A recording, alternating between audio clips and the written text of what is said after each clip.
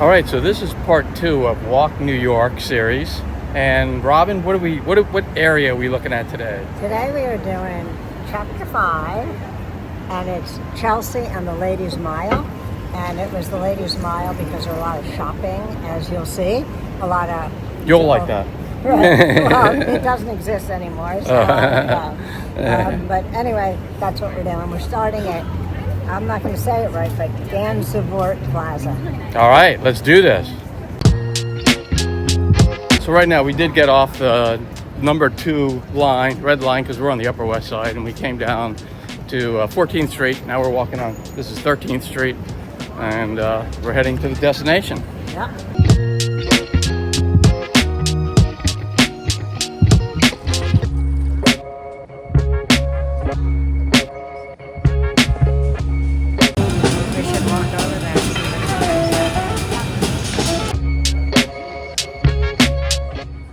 All right, we're at the meatpacking place. What do you think? This is where it starts, right? Yes, it starts in the Meatpacking district, and that's where we are at Gansevoort Plaza.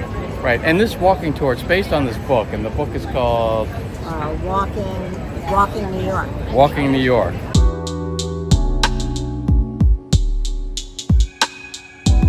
So this was the meatpacking place, so they actually did pack meat here, but as technology came around and there's better refrigeration and better ways to transport the meat, they can put it in locations that didn't cost so much. And so then they actually turned this whole thing, they gentrified it and became more of a, what would you say? Like artist enclave.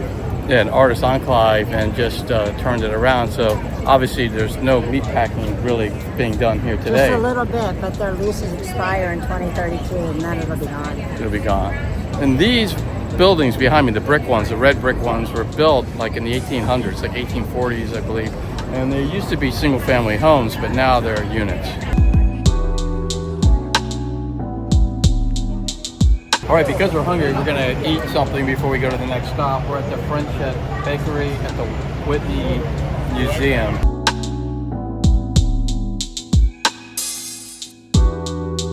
All right, our next stop is gonna be the Chelsea Highline, which is a really cool thing. Built from 2009 to 2013. I think there's a little bit of an add-on by 2023, but most of it was built in that period. And what it does, it allows you to be able to walk around Manhattan, hard Manhattan, without having to deal with cars or traffic or anything like that.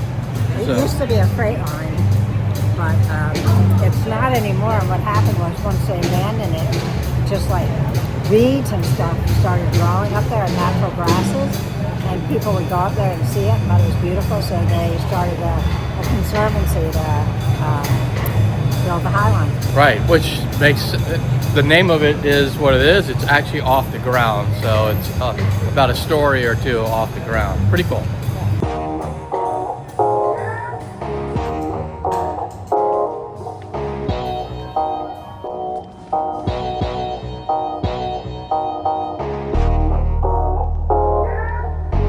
So one of the things I like about the Highline is you have trees up here.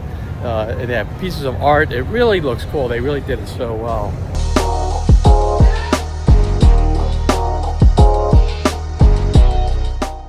So this is what happened. These natural grasses and things started growing up here, and they thought it was beautiful, and it is. And that's why they said, let's try to preserve this. It's pretty cool. Seeing it from a completely different perspective now that we're doing this walking tour. Yeah, and so these are actually train tracks from the prior days when there used to be train system up here.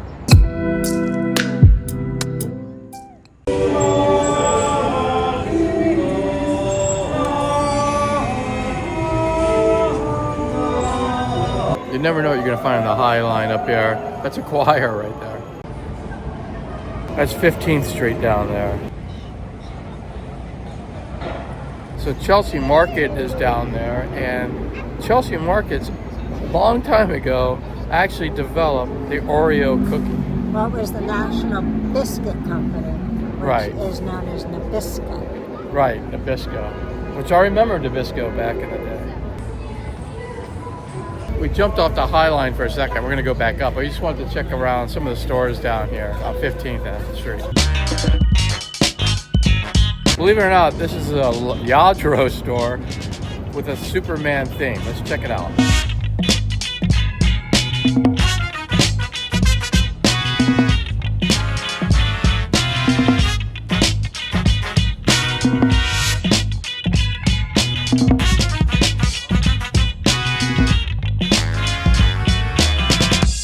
if I had to guess, LLADRO is trying not to be the LLADRO that your dad and your mom used to know about, and they're becoming a lot more modern.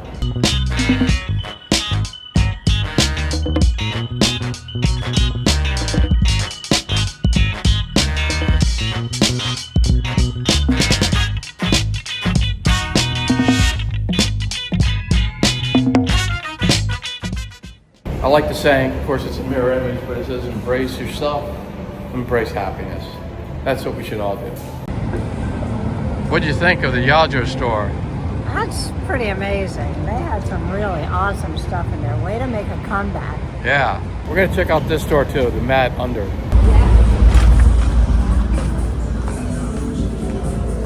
Mom, I'm going to get food.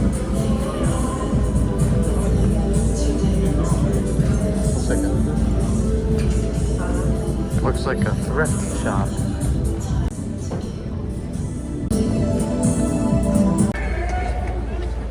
Back up on the Highline. Love the nice benches they got here.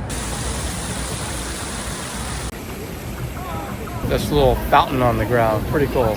Some kind of festival going on down there.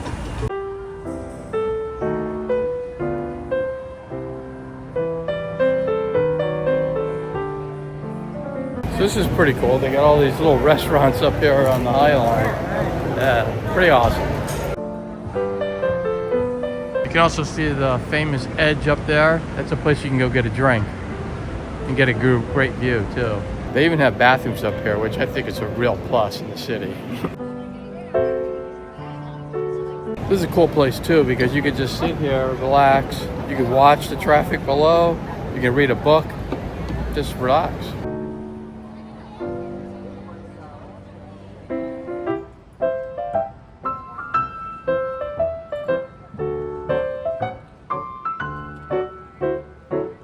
One thing they have here in New York is a lot of artwork. It's pretty cool.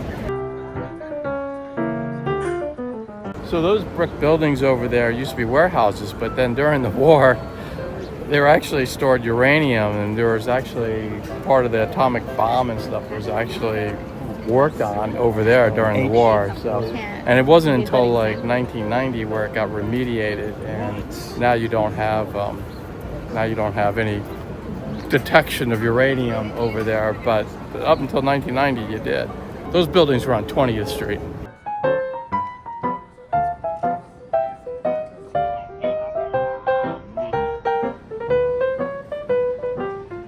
Just to let you know, we're down from the Highline, but just to let you know, there are elevators, so in case you are mobilely challenged, thank you. There's options for you to get up there. So I love this about New York. There's always doing something cool. This is the longest table, and that's one long table down the street. This is like 20th Street. It just ended. Literally, you just missed it. We had about 2,000 people. It was a potluck. 2,000 people. So what is it? It's just to get the community. We started it 4 years ago, just coming out of COVID, like to just get to know our neighbors. Oh wow! Yeah. Nice. Do you guys live in the neighborhood? We live on the Upper West Side. We consider you a neighbor. We did it on 103rd Street, and now there's somebody who's thinking of organizing like on 85th or 79th or something. Yeah. Oh, that would be like. Yeah, and just you can get in touch with them if you take a picture. Oh yeah. But it's kind of amazing. Like I've lived here for 26 years. It's changed the experience of my neighborhood.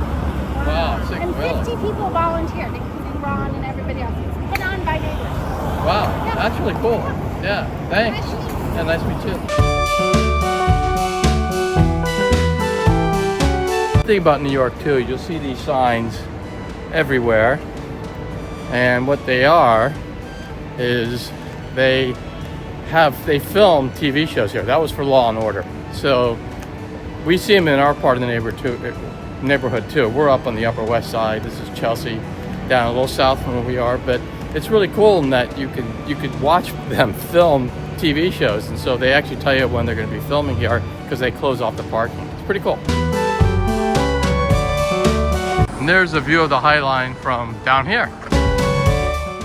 So this is the General Theological Seminary, and it was a seminary for all.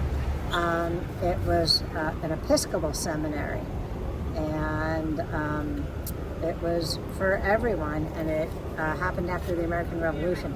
Now, over the years, parts of the building have been demolished or sold off, and now they actually gave it to Vanderbilt University. So it will be a campus for Vanderbilt University that's located in Nashville. But the seminary will still use part of this space. Wow.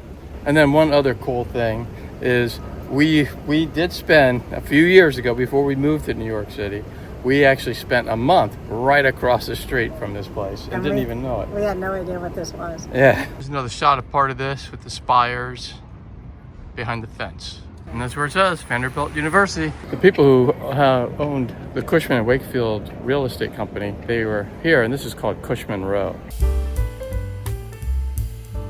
And that right there is short for Don Alonzo Cushman.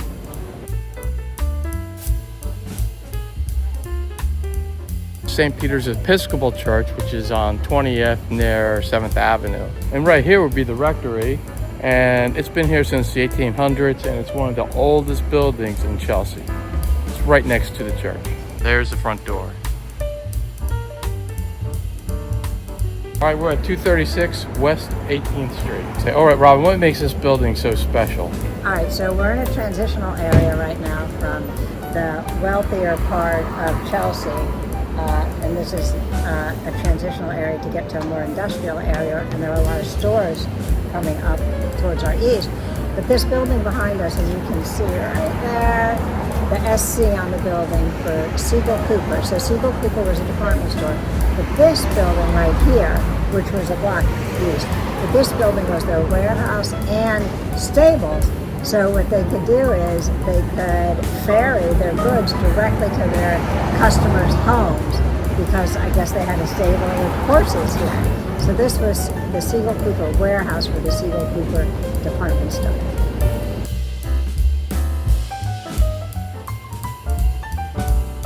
And like I said, it was a transitional area, so as we walk, you'll see there are some high buildings, some low buildings, some tenement buildings.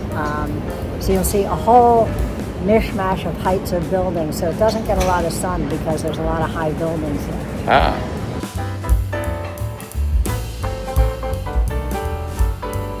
This is one of the really tall buildings in the neighborhood.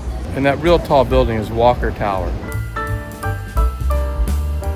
So if you're wondering why there's no windows on that building, or at least a lot of it, this was part of the New York Telephone Company, and a lot of times they didn't have windows because they had all the important equipment in there and it had to be protected. So it was very solid so that no one could actually, it wouldn't be susceptible to a bomb or bad weather or anything, and that's why there's no windows there. So we're on 17th Street near 7th Avenue, and you can see that this used to be horse stables. If you look in the window, it's a party space. You can actually rent it out. Now we're going to show it to you a little better. We're going to go across the street so we get a better look. All right, so what else about this building? So like Siegel-Cooper, this was, B. Altman was a big department store on 6th Avenue, which is right that way, one block. And this is behind it, actually, and this was their stable. So this allowed for easy delivery of product from the warehouse, which was also to the store, and also from the warehouse to their customers, just like the other building we just saw. So this is their stables. Isn't it funny, in the 1800s, this, obviously, when you got to deliver it was with a horse and buggy. Whoop. New York still is the noisiest city in the world, but I think it's kind of interesting that how much we've changed over the years and how deliveries come in now.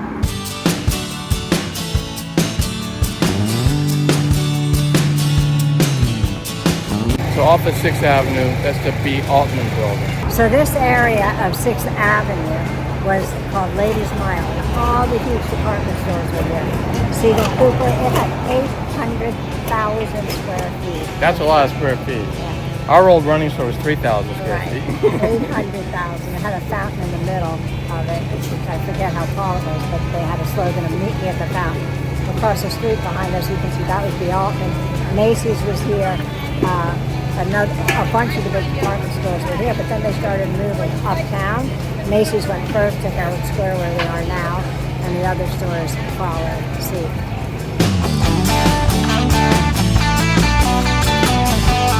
We're at 20th and 6th Avenue. We're going to check out this little church.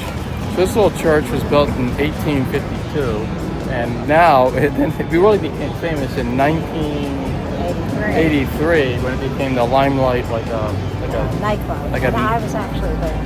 You were there? When? It was like years ago. I came with a friend of mine. And you went to that nightclub? Yeah. And now, then it became a pizza place, it looks like, or whatever, and now it looks like it's vacant The again. pizza place might still be there. We'll see. Okay.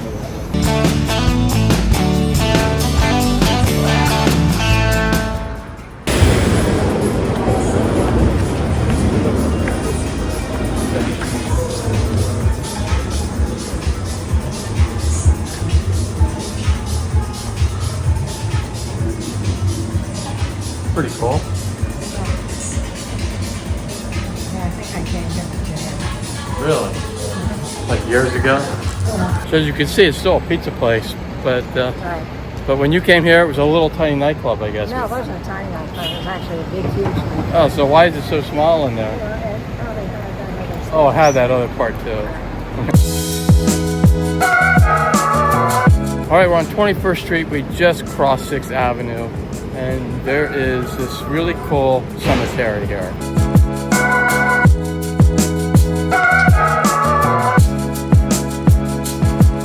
So this is actually the third cemetery for the Portuguese and Spanish Jewish people, I guess, the Synagogue. And we saw the other two on different tours. This is the third one, and it was opened up, I think it was 1820?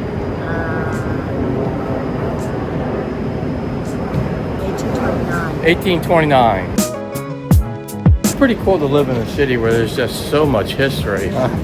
I mean, it's incredible. Every time you turn around, there's another beautiful building that was built hundreds of years ago, and so much history behind it. Pretty cool.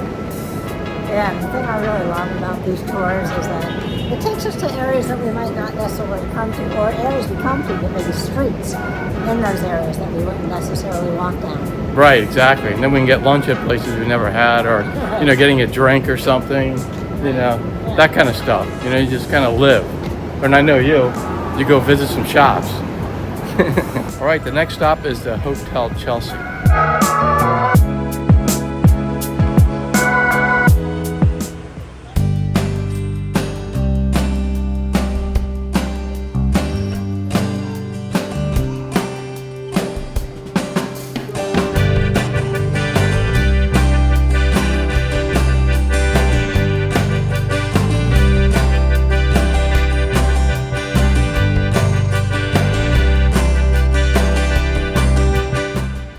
The hotel used to be an apartment complex, and people who lived here, it's a pretty noisy city. Some of the people who lived here are pretty famous. So who are some of the people?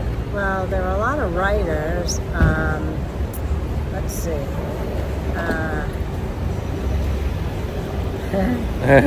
Thomas Wolfe, Dylan Thomas, Arthur Miller. And then it also then attracted people like Bob Dylan, Patti Smith, and Robert Mapplethorpe.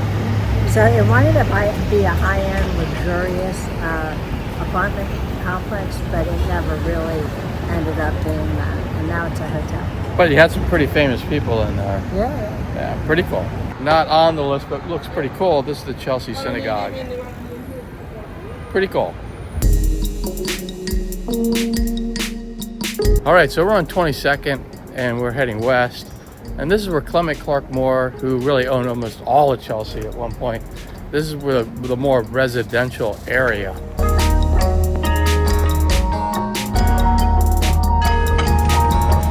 Okay, Robin, what can you say about that building that's right behind us? So Clement Clark Moore hired John Wells to develop Chelsea for him. He was an architect, and this is the first place he lived. While he developed most of Chelsea, he came up with all the rules for Chelsea, like the houses had to be set back from the street, you had to have gardens, things like that. We are now going to see where he moved to from here. All right, let's do it. Another shot of the edge and go get a drink up there. Next stop, 414 22nd Street.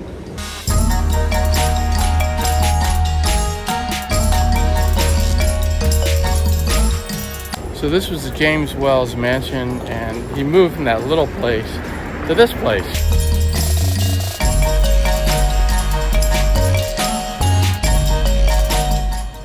All right, going back up the Highline, huh? Yeah. All right. One more time.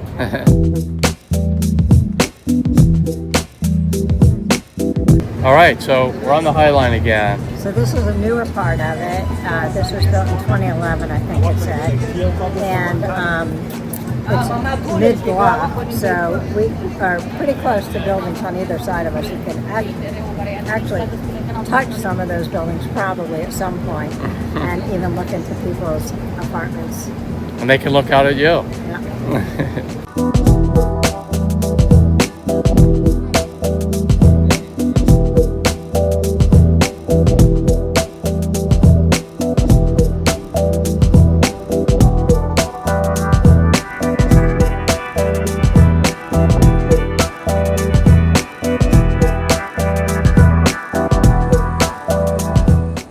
Heading back down.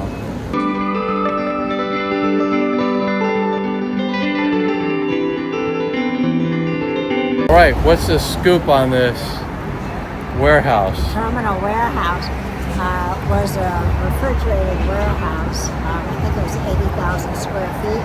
And the train used to come right down the street, and it could pull in there through that big archway. The train could go right in there. But then the train left, and the Highline came, and that's where the trains went, but it could still come by there. Then it closed, and then it was a well-known nightclub called The Tunnel. And if you watch Sex and the City, you'll hear them refer to the tunnel very often. Very cool.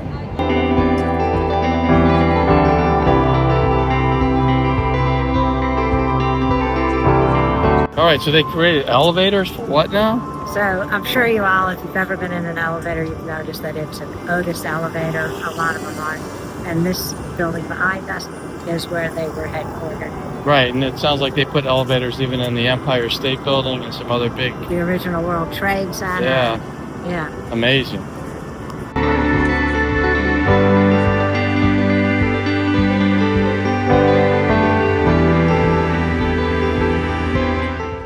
So Chelsea Piers is right behind us over there. So what's the deal with Chelsea Piers? So it was a passenger terminal, so the sister ships to the Titanic, like the Lusitania and the Olympic, they used to come here. There's a lot of ocean liner travel back in that time. But then as the ships got bigger, they couldn't use this pier anymore, so they moved uptown to 42nd Street Pier. So now it's an entertainment area, like gyms and restaurants and event space and stuff like that. Some more fun. Right. It's a nice park. It's beautiful. Yeah.